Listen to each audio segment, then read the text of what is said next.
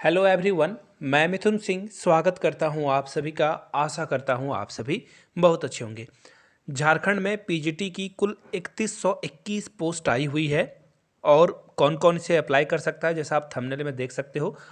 अन्य राज्य के लोग यानी कि अदर स्टेट वाले इसे अप्लाई कर सकते हैं या नहीं, सिलेबस और एग्ज़ाम पैटर्न क्या रहेगा, प्रीवियस ईयर क्वेश्चन पेपर कहाँ से लें और नोट्स कहाँ से लें, ये डाउट आपको मोटा मोटी अगर मैं कुल जमा बात कहूँ तो आपके सामने आ रहे होंगे ऐसे प्रश्न।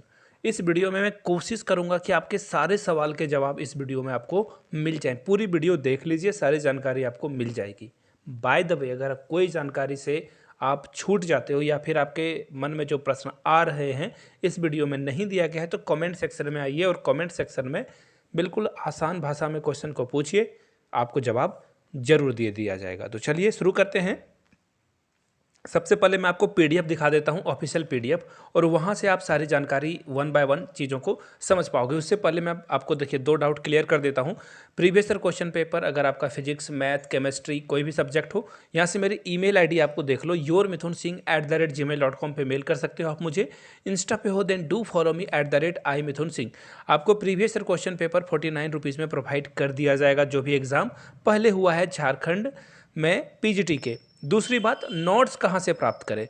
तो नोट्स प्राप्त करने के लिए अगर आप नोट्स भी लेना चाहते हो और प्रीवियस ईयर क्वेश्चन पेपर भी, तो आपको 99 में प्रीवियस ईयर क्वेश्चन पेपर और नोट्स प्रोवाइड कर दिया जाएगा। एक टर्म और कंडीशन ये है कि आपके सब्जेक्ट की नहीं, सिर्फ क्वालिफाइंग यानी कि पार्ट ए का पेपर जो है नोट्स आपको प्रोवाइड किया जाएगा। अगर आपके सब्जेक्ट के जो पेपर्स हैं, कोशिश करता हूँ मैं अरेंज करने की, तो अगर वो नोट्स बन पाए तो मैं कम्युनिटी टैब पे दे दूंगा, जहां से आप सारी जानकारी ले पाओगे। तो चलिए आज की वीडियो को शुरू करते हैं और जानकारी पूरी आपको मैं पहुंचाने की कोशिश करता हूं। जी हाँ, सबसे पहला प्रश्न आपके दिमाग में यही आ रहा होगा, अदर स्टेट वाले इसे अप्लाई कर सकते हैं या नहीं। झारखंड वाले लोग मुझे नीचे कमेंट सेक्शन में गालियाँ देंगे, मुझे पता है, लेकिन रियलिटी में आपको सरकार की रियलिटी बता देता हूँ। झारखंड में बहुत आंदोलन हुए थे, लेकिन परिणाम क्या निकला? आर्यभट्ट का जीरो, कुछ भी नहीं निकला। यानी कि कुल मिलाकर अदर स्टेट वाले यहाँ पे एलिजिबल हैं। मैं आपको नोटिफिकेशन में भी दिखा दूंगा, आपको परेशान होने की ज़रूरत नहीं है। अदर स्टेट वाले भी इसे भर सकते हैं। जो नोटिफिकेशन में सरकार ने निकाला है पूरी जानकारी आपको मैं दूंगा। एग्ज़ाम फ़ी 100 रुपीज़ ही है, यानी कि 100 रुपये में आप पीजीटी का फॉर्म भर लोगे। मुझे नहीं लगता कोई भी आप ऐसा एग्ज़ाम दिखा सकते हो भारत में किसी भी कैटेगरी से जहाँ पे 100 रुपये में आप एग्ज़ाम दे पाओ। तो ये झारखंड सरकार की अच्छी बात है, लेकिन कुछ खराबियाँ भी है, झारखंड के लोग इसे जानते हैं। खैर आगे देखते हैं। देखिए, आरक्षण पाने वाले के लिए ही जो है आवासीय प्रमाण पत्र, यानी कि जिसे आप डोमिसाइल बोलते हो, इसके अलावा या फिर आप रेसिडेंशियल सर्टिफिकेट भी बोल सकते हो, उसकी ज़रूरत होती है। अगर आपके पास रेसिडेंशियल सर्टिफिकेट नहीं है, आप किसी अदर स्टेट से भी इसे अप्लाई कर सकते हैं। याद रखिएगा, अदर स्टेट से जो है आप यहाँ पे आवेदन कर सकते हो। मैं आपको दिखा दूंगा, यहाँ पे सारी जानकारियाँ दी गई है। मिनिमम एज 21 और मैक्सिमम एज 45 साल रखी गई है। याद रखिएगा, अनरिजर्व कैटेगरी यानी और अदर स्टेट वाले अनरिजर्व में ही आते हैं, उनकी एज जो है 40 साल तक ही रखी गई है। इन बातों का खास ख्याल रखिएगा, ताकि आपकी जो है कोई भी परेशानी यहाँ पे ना हो। यहाँ पे देख लो, अब आप समझ जाओगे।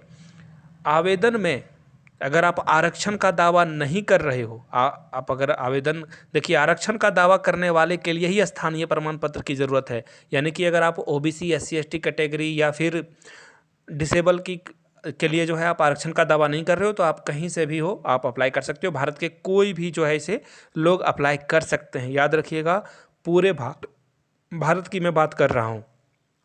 तो ऐसी कोई समस्या आपके सामने फिलहाल आने वाली है नहीं। यहाँ पे क्लियर कट में सारी बातें यहाँ पे बता दी गई है। और ऑनलाइन आवेदन करने के लिए देखिए, ये वेबसाइट है www.gscc.nic.in पर जाकर आप आवेदन कर सकते हो। और देखिए, सीबीटी मोड में यानी कि कंप्यूटर में एग्ज़ाम लिया जाएगा। बहुत सारे लोगों का प्रश्न होगा कि एग्ज़ाम जो है कंप्यूटर मोड पे लिया जाएगा, तो झारखंड में ही सारे एग्ज़ाम होंगे, इस बात का खास ख्याल रखिएगा। नॉर्मलाइजेशन किया जाएगा, यानी कि अलग अलग एग्ज़ाम होगा तो नॉर्मलाइजेशन किया जाएगा।